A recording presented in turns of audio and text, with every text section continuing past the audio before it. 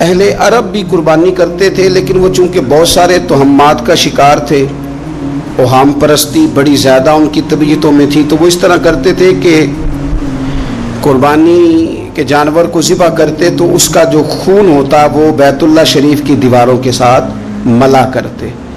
وہ کہتے یہ علامت ہے کہ ہمارا قربانی کا یہ جانور اللہ کی بارگاہ میں قبول ہو گیا۔ اللہ تعالیٰ نے قرآن مجید کی سورہ حج کے اندر اس بات کو بیان کیا، اور مالک کریم نے ارشاد فرمایا کہ لن ینال اللہ لحومها ولا دماؤها، فرمایا اللہ کی بارگاہ تک نہ تمہارا گوشت پہنچتا ہے نہ خون پہنچتا ہے۔ یہ چیزیں اللہ کی بارگاہ میں اس کی ہرگز کوئی ضرورت نہیں، نہ یہ وہاں پہنچتا ہے۔ وہاں پہنچتا کیا ہے؟ اللہ کی بارگاہ میں تو تمہارے دلوں کا تقویٰ پہنچتا ہے۔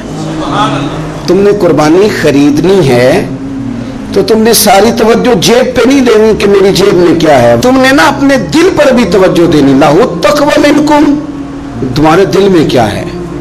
جیب پہ صرف غور نہیں کرنی، دل پہ زیادہ غور کرنی۔ یہ جانور خریدتے وقت تمہارے باطن میں کیا تھا، تمہارے دل میں تفاخر بھی تھوڑا سا بڑھ گیا ہے۔ اچھا جانور خریدنا بڑی اچھی بات ہے، لیکن دوسروں کو دکھانا کہ میں نے بڑا مہنگا لیا ہے، میں نے لاکھوں کا خریدا ہے، اور میں نے جناب اس پہ بڑا سرمایہ خرچ کیا ہے، اور پھر مختلف طریقوں سے اس چیز کو کھول کے لوگوں کے سامنے رکھنا کہ اوہ آپ کو پتہ ہے نا بڑے لوگ آتے ہیں مجھ سے گوشت لینے کے لیے، آپ کو پتہ ہے نا بہت سارے ملازمین ہیں، ڈھیر سارے لوگوں کی توجہ ہے، چھوٹے سے میرا کام نہیں چلتا لہٰذا میں بڑا ہی لیتا ہوں۔ تو یہ عاجزانہ جملے نہیں، ضرورت کے جملے نہیں، بلکہ یہ تفاخر ہے، اور یہ تفاخر اللہ کی بارگاہ میں پسندیدہ نہیں ہے۔ انتہائی عاجزی کے ساتھ، انتہائی خلوص کے ساتھ، شوق کے ساتھ جانور کو خریدا جائے۔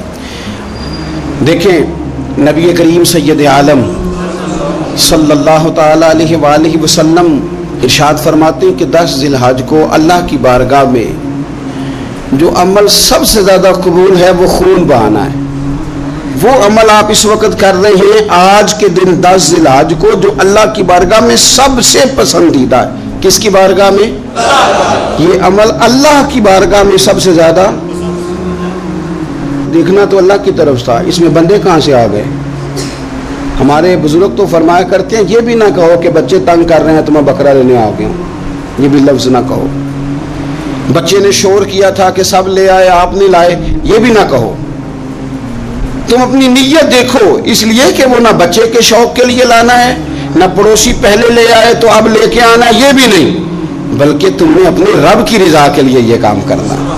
ان صلاتی و نسکی و محیای و مماتی للہ رب العالمین، اے محبوب آپ کہیے کہ بے شک میری نماز، میری قربانی، میرا دنیا میں رہنا جانا اس رب کے لیے ہے جو تمام جہانوں کو پالنے والا ہے۔